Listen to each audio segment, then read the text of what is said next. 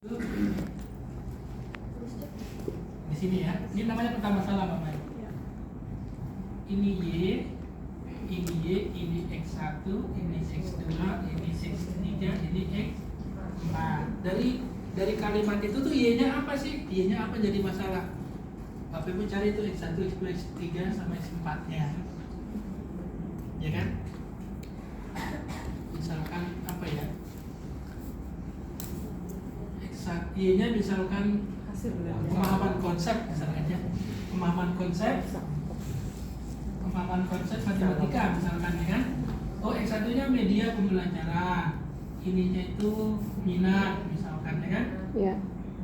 Di kalimat itu ada kata minat, berarti X2-nya minat. Misalkan ini Motivasi. Di sini apa lagi?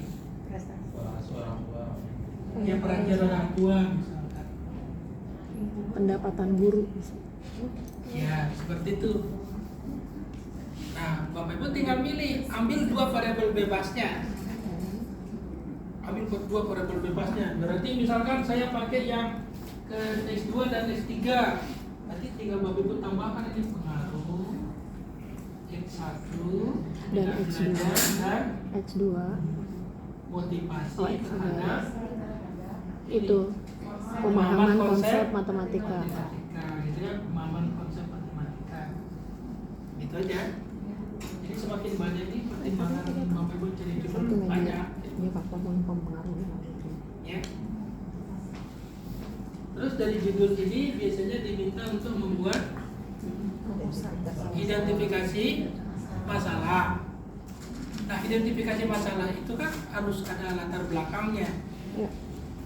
Satu latar belakang, satu paragraf di latar belakang itu dijadikan sebagai acuan satu identifikasi masalah yang bisa Bapak Ibu buat dalam bentuk pernyataan atau pertanyaan. Tapi kalau Bapak Ibu nggak punya latar belakangnya, tulis saja ininya, identifikasi masalahnya. Ini apakah Pendapat pengaruh. ada pengaruh atau terdapat pengaruh gitu kan? Ya. X1 Terhadap terhadap Y Y. gitu ya. Ya. X2 terhadap Y. Y. Interaksi X1 dan X2 terhadap terhadap Y. Y gitu aja. Bikin identifikasi masalahnya. Jadi 3 aja gitu udah cukup. Oh, Tapi kalau di tesis ya tergantung dari latar belakang. belakang. Tapi kalau di soal cukup 3 aja. Ya. Terus rumusan masalah. Kira-kira jelas ya Bapak Ibu? Ya. Jelas, Pak. Sayanya jangan tulisan Jelas, jelek ya. soalnya. Ya. Ya. Singkat aja udah. Terus rumusan masalah. Rumusan Masalah Bapak Ibu tinggal copy paste 3 ini, jumlahnya sama. kan ditulis, nggak di copy paste. Ya. Betul, ya. Jadi sama, tinggal Bapak Ibu tulis ulang.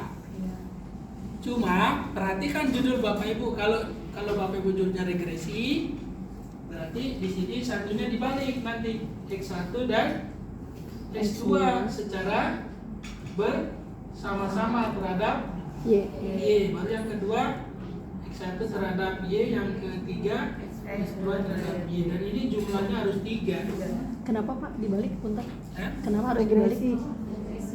Kalau Ini regresi. Heeh. Kalau eksperimen ini dulu Oh, X1 oke. terhadap Y. gitu. Ya. Dari mana Bapak Ibu tuh judulnya regresi dengan eksperimen? Nah itu.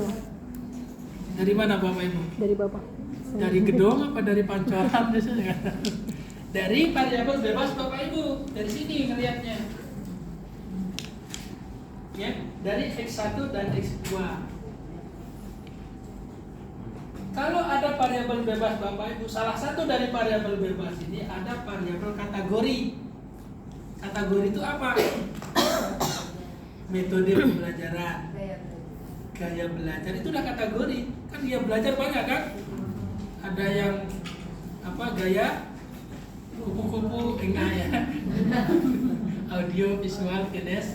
Itu udah kategori dan itu sebetulnya sudah menetap pada orang. Kalau ada itu berarti Bapak Ibu X ya dalam wujud expose fakto. Karena gaya belajar itu tidak perlu ditreatmentkan karena sudah terjadi. Ya, kayak jenis kelamin nggak perlu ditreatmentkan. Bapak Ibu usah penelitian jenis kelamin ini laki-laki ya, ini perempuan, nggak usah, karena itu sudah terjadi secara alami. Tapi kalau metode pembelajaran ya itu eksperimen, karena perlu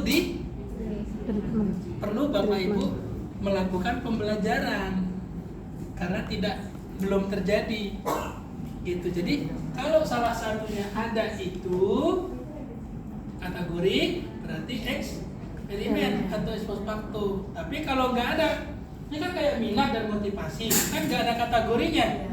Berarti Bapak Ibu penelitiannya regresi. Jelas kira-kira Bapak Ibu? Jelas, kalau dari saya kan saya ngelihat semua ya. Ya, itu judul Bapak Ibu. Oh, saya eksperimen atau regresi, lihat aja judulnya. Ada kategori gitu.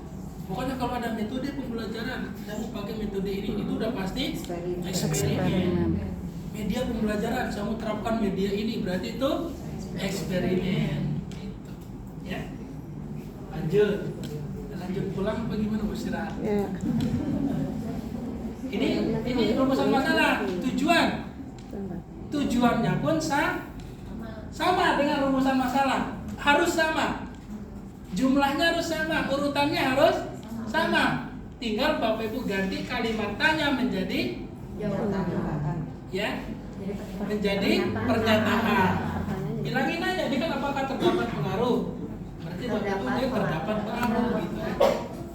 Sama, jadi jangan sampai urutannya dirubah, tetap sama. Ya, yang rumusan masalah itu nomor 1 ya jadi nomor 1 gitu. Ya, tinggal ngilangin kalimat tanyanya, gitu ya. Terus hipotesisnya pun jumlahnya harus sama, urutannya harus sama. Kalau rumusan masalah Bapak Ibu udah jadi semuanya sudah di belakangnya sudah sama. Gitu. Ya, tinggal di hipotesis itu nanti Bapak Ibu tambahkan yang signifikan. Ya. Terdapat pengaruh yang signifikan. Terdapat pengaruh yang signifikan. Terdapat pengaruh yang signifikan. Gitu. Ya.